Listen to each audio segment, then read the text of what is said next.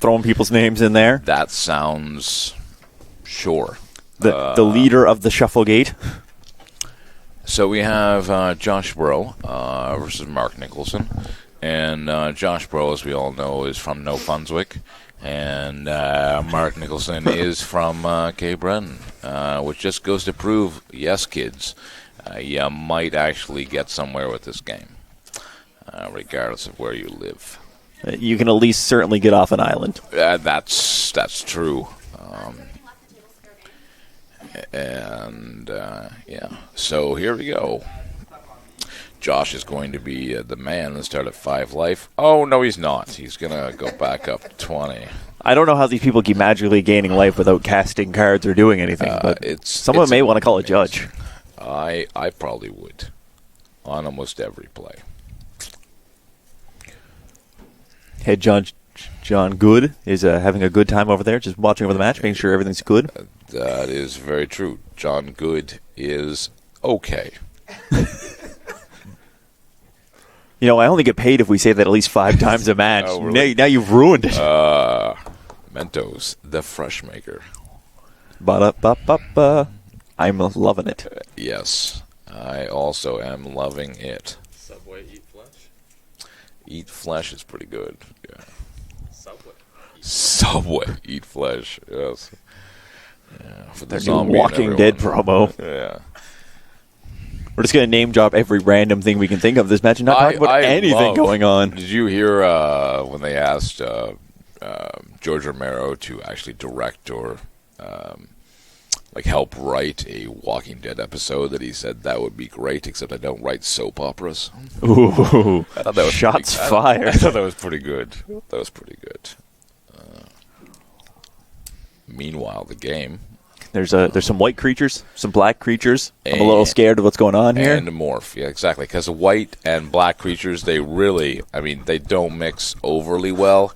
I mean, they're pretty much better in cons than anything. If you add some reds in there, you have really a show that you might just want to question intrinsically. Yeah, Orzhov's good. Bardew's better. Yeah, sure. Those are some words for it. All right, we're looking at this morph creature to see what's hiding under there. It may have changed recently. That could be. You never really know.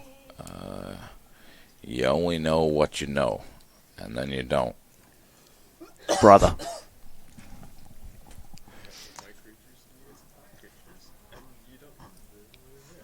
Oh, and Mr. Nicholson is doing what our good judge mentioned earlier, is why don't you just unsleeve your cards to play them as morphs, because those sleeves are pointless. I believe John Gould went on for about an hour and a half about how sleeves suck. Yeah. Something about game losses and something. That was, I believe, that's what he described. Not necessarily the sleeves, but I don't know. I just heard parts of what John says. You normally want to listen. It's normally some good advice. You'd think so. It's some pretty good advice. See, now he has to put it back in the sleeve, though. There's really time wasted in the match. That's absolutely. I would call a judge for slow play. I have to unsleeve, re-sleeve my cards, and then play another card, unsleeve it, re-sleeve it. Next time in my tournament, I'm going to play a land and unsleeve it. You're suggesting that you're going to play your lands bareback? I literally, bareback is the way to play your lands. And you should play them only on top. Maybe sometimes to the side, but I disagree with that. I think on the top is the best way to play your bareback lands.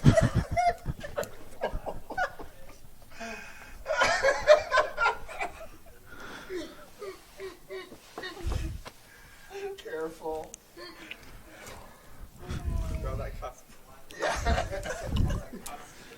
I mean, it's just important that you understand, what cards are being played, how you play them to maneuver them into the spots they need to be played. You don't want to confuse your opponent. No, exactly. Confusion just is it's just a dead thing. If you're confused when you're trying to play your lands bareback, that is just not right. I mean, people have the right to know.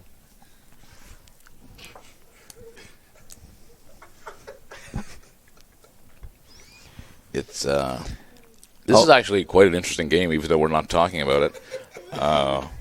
So if you're a WWE fan, you're probably used to this because we don't talk about, obviously, the matches that are happening. This is actually quite an interesting game. It's 18 all, and we have some people watching the game, both in person and online.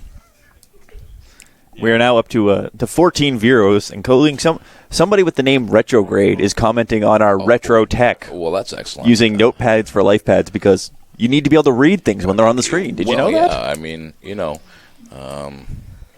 there is an intrinsic value to having, life right there. Life is real life, if I'm not mistaken. Yes, it is certainly a resource. Can be used. Oh, absolutely. Life is definitely a resource that's used incorrectly in 99% of games in Magic. But that's okay. Because it's a learning experience for people who've been playing for 14 plus years. This is really an amazing game, actually, because we've actually board stalled in a format that should never board stall. Because you have two gentlemen who don't realize who actually has the upper hand. And maybe you have an Outlast. Yeah, you have an Outlast for a token. Interesting. So making this creature a little bit bigger, trying to break the board stall, but... Yeah, absolutely. And I mean, what can you really do other than try to do that? It is definitely almost like a mirror at the moment, Mardu versus Mardu.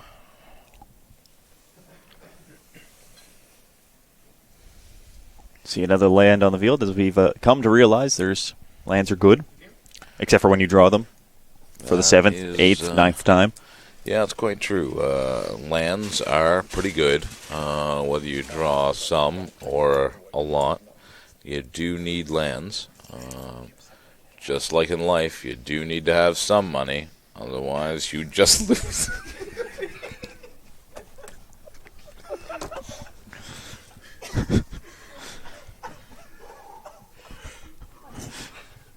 Parents, make sure your children are aware of this information because this is advice from Fisher. You do need money to make money. And there's Butcher the Horde for the 15th time.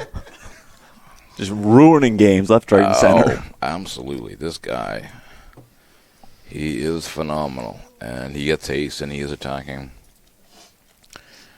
Life total's not changed in this attack. They have not.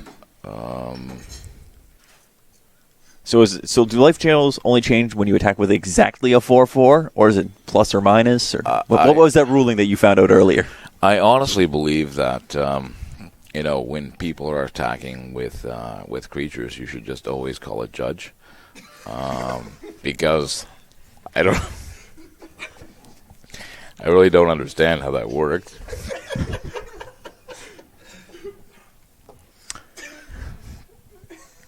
Things turning sideways a little scary over there, Fisher. You look like you're panicking at this moment. They can be, yeah. I mean, when things turn sideways, you just never really know, because I'm much more about,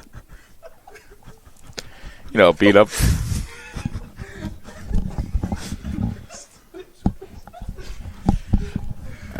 Being about the understanding about exactly what's kind of happening there. So Chief of the Scale has hit the board, to go back to the board state here, increasing all those warriors to stall the board a little further. Yeah. The only problem is, obviously Mark needs to have some kind of to answer to Butcher, being the crazy kind of rare that he is, who can gain life and kind of just swing the game back and forth. It's like the old days with Exalted Angel. If he gives it lifelink, that's a pretty big swing. Mr. Nicholson is just going to play another Mardu guy who would give him a counter if he had attacked, but he just wants to kind of clog the board and hope for an alpha strike, I imagine. Yeah, he needs to find some sort of answer for the Butcher, or else he's just going to sit around and do not damage. Damage has been dealt somehow. And someone has mentioned that Mark Nicholson actually took 5 damage last turn, and now they are correcting that. It's obviously pretty important with the head judge actually there at the table to have the life totals being correct 3 turns, 4 turns later. It's important to know exactly what's transpiring.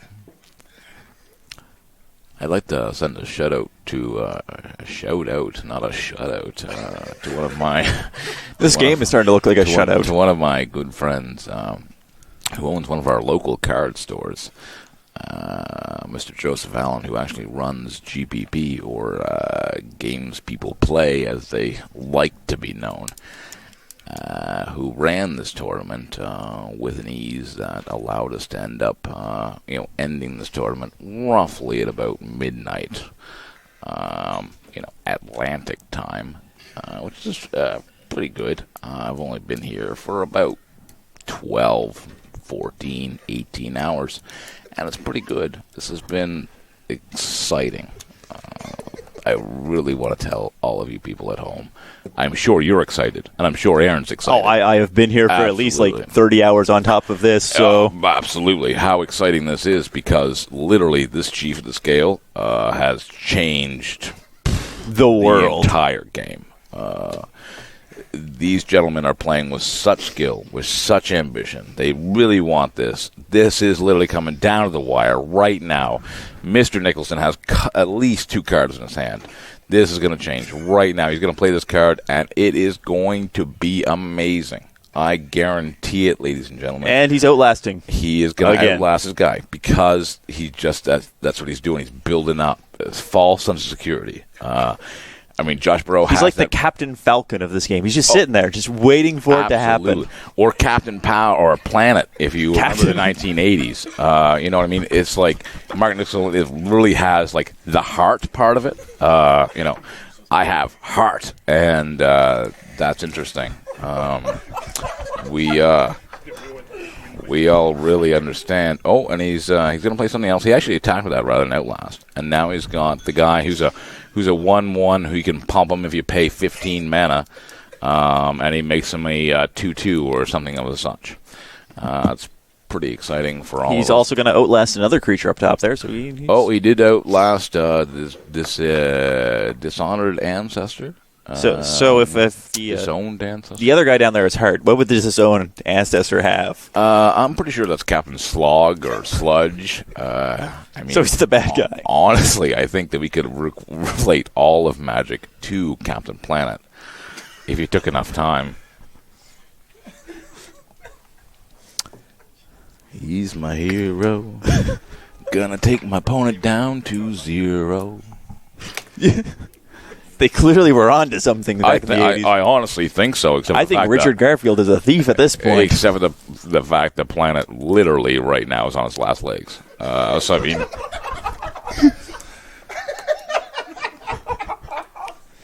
Are you suggesting that we need to do something about the playing?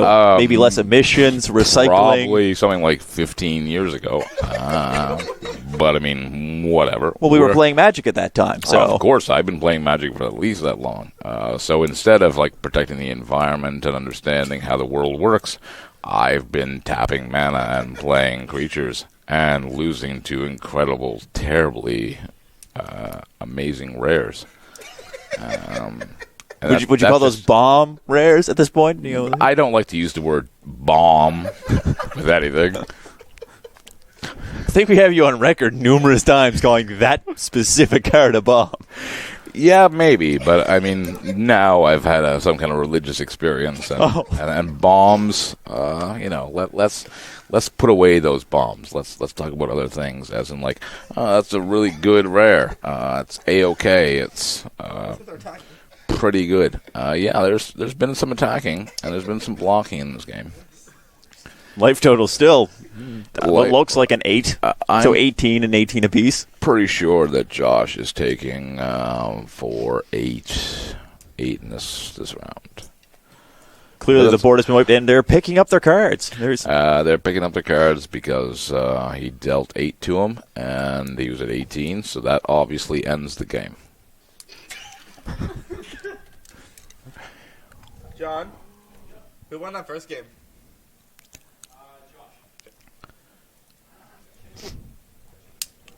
All right, so the players going back to the best part of Magic, the most true form of card playing, shuffling. Yeah, absolutely. And I mean, like, both these guys definitely have some cards they can board in. I'm really...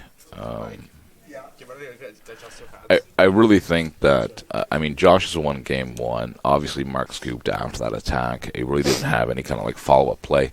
Butcher himself is just amazing. I mean, like, he literally just is a butcher in this game. If you don't have an answer to him, you are going to lose to him. That's just the way the world works, ladies and gentlemen. So when you have those things, play them. When you're drafting and Butcher's like, pick one, would you take the Butcher? That's just like my goal, to let people know like certain cards are good. Butcher is one of those. Note to self. We'll make sure that's well written down, passed along the generations to future Constructor draft players. Absolutely. That it may have flown under the radar, really, Aaron. Like, I mean, I just don't know. Some people just may not realize that Butcher is actually a good rare. And that, he might be considered, except for the fact that he's red, black, and white, a bomb rare. So let's just not talk about the color of Butcher. Let's just say that he is, an exceptional. It's not a matter of the color that he is. It's what he does. Yeah, it's not like he takes things with him when he goes off. He's just, you don't sacrifice guys. Well, I mean, you sacrifice guys to, give him his power, but I mean, that's just the way the Magic world works. It doesn't really correlate with the world of us.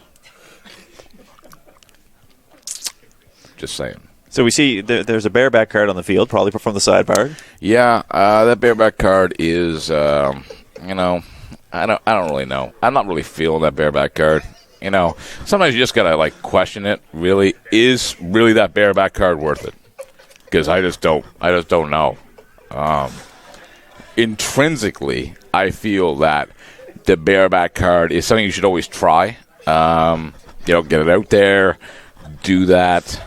But I mean, I understand as well that you can't always do that. It's a modern world. There was two there. Two bareback cards. Well, three. Wow. 4. I didn't realize this was Utah. But I mean, I understand that this world, the way that it works, is acceptable to all people of all different.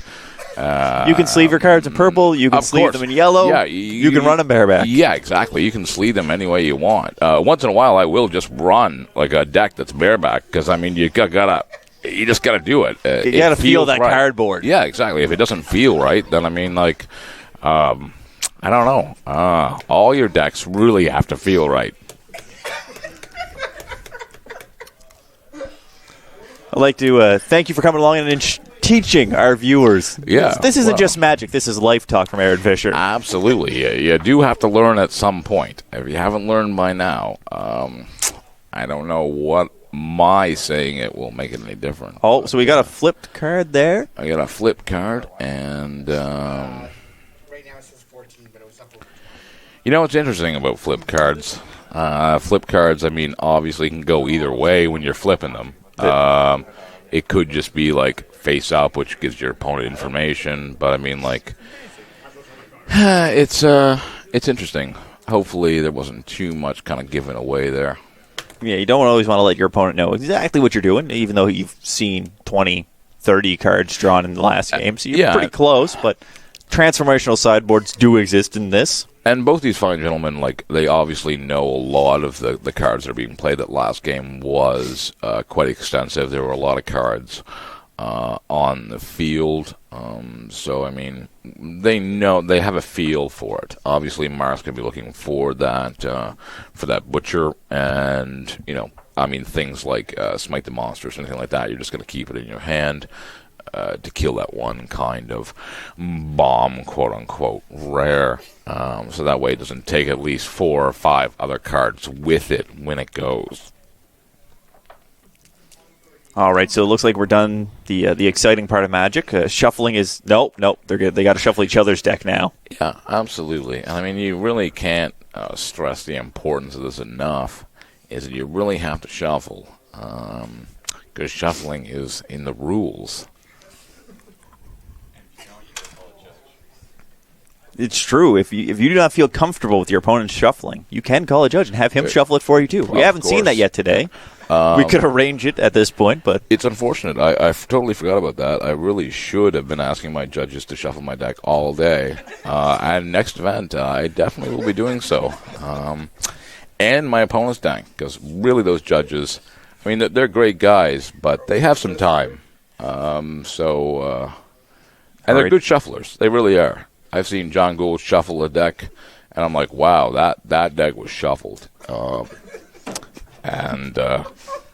I really be like, you know what? I really wish I could shuffle that good and understand exactly how the technique of the shuffling. I'm not a level 1 or level 2 shuffler, but he is definitely at least a level 1 shuffler. So we see him unsleeving his Morph card again. We've got to remind himself that absolutely. The card is upside down. You do have to flip it up at some point. Yeah, Mark obviously got the Moto mana and played his Morph, and the Morph is, of course, bareback, because that's the way he prefers it.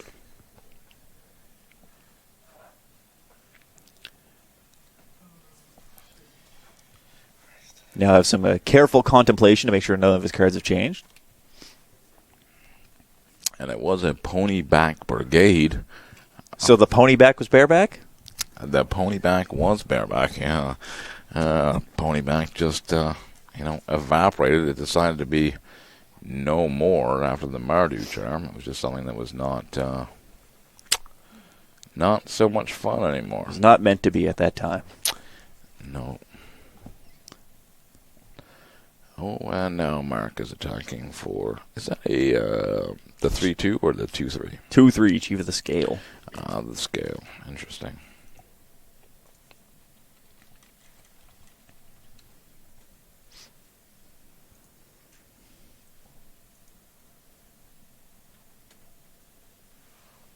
Lots of exciting things happening here as people play their one card a turn, pick up some other cards, passing the turn back with doing nothing. Agreed. No land drop, no creature. Very astute. And now that silly 2-3 flyer with Vigilance is attacking, that a lot of people really like, that I despise. I haven't seen anyone play Despise today. Yeah, I have. My opponent multiple times cast multiple Despises, to which I informed him that he should side that out every other match. I believe he did not, and dropped from the tournament. Purely, if he would have followed your advice, he'd be playing right now. No, he's pretty bad. Oh, okay, well. And by pretty bad, I mean still better than me, but no. Those who can't play, commentate. Absolutely. Or as the French say, I do not know what.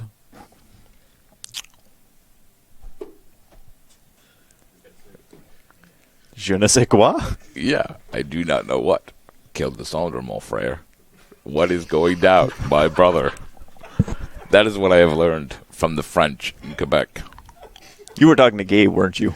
Hopefully not. And we have some mana. No, nothing has changed. Nothing has changed the entire time we've been talking. There is 2 additional lands on the field on each side.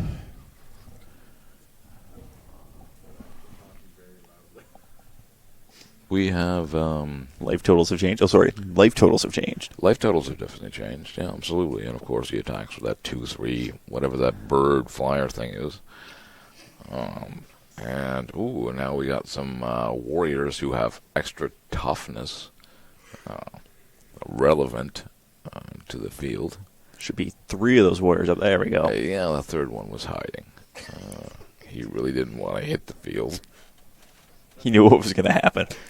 He's seen the butcher. Yeah. He knows it's there. He thought this might have been Gettysburg.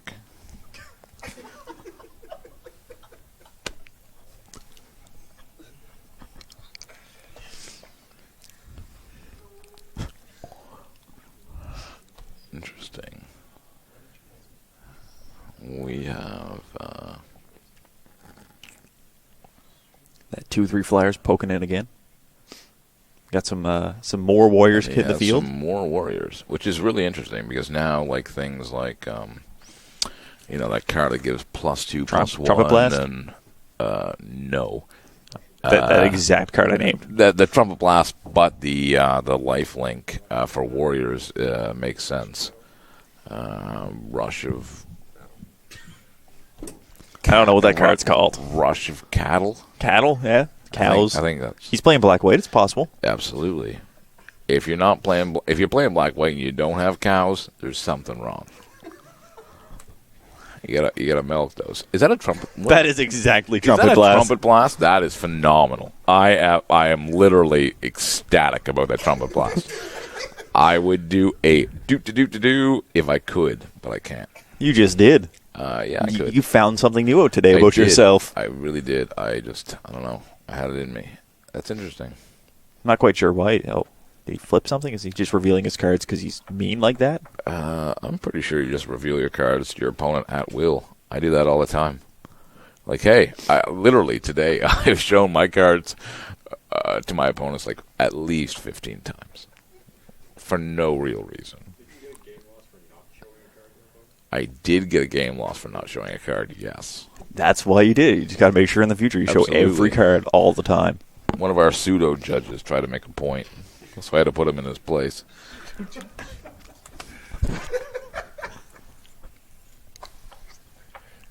So Trumpet Blast has resulted in... damage, maybe? I don't know yet. I mean, these... Trumpet Blast has resolved. There have definitely been some plays in regards to that Trumpet Blast, but no fanfare.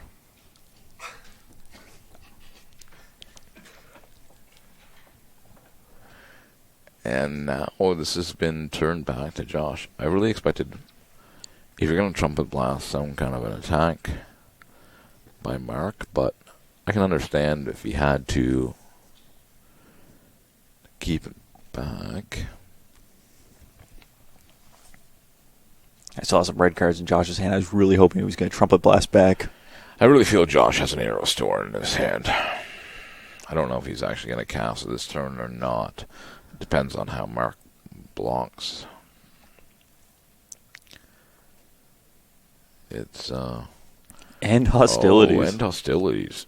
That's interesting. I don't like what's going on here. Let's kill everything and start over. Yeah. I mean, that's like some kind of UN peace accord.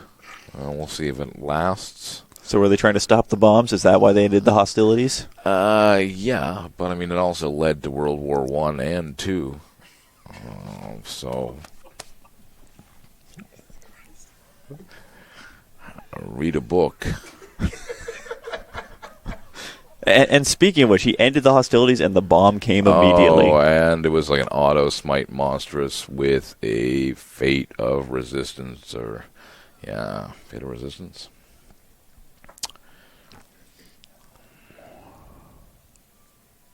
We see some more tapping of the creatures to try and answer the butcher. That's probably the biggest play of the game, literally, he just though, is casually Butcher flicks the butcher to the side of the table for his attack. Butcher smite the monstrous with the actual protection up. Is probably the biggest play of the game. That just switches it back and forth. Mark's in a real hard spot. He needs an answer to the butcher, like, right now. Yeah, it looks like the 15-6 possibly. 15-9 if it's upside down. Who knows? Even though we can tell it's quite clearly not upside down. I mean, Mark still has a block with that leaping monk thingamajigger. But I mean, Josh does have like 4 or 5 cards in hand. It's a very difficult situation for him. Yeah, he's going to outlast. And hopefully Mark drew something here he can play to kind of like stymie this. he really would need like another Smite the Monstrous or something like that. I'm sure if he had that, he would have played it like right off the bat. Yeah, Josh looks like he's going to cast that Bring Below, or Bring Low. Yeah, Bring Low on the Monk pretty much ends this game unless... and there you called it. Absolutely. So we now know who is going to the Pro Tour, where they will have someone like Rich Hagen and someone far less important commenting and probably make just as little sense.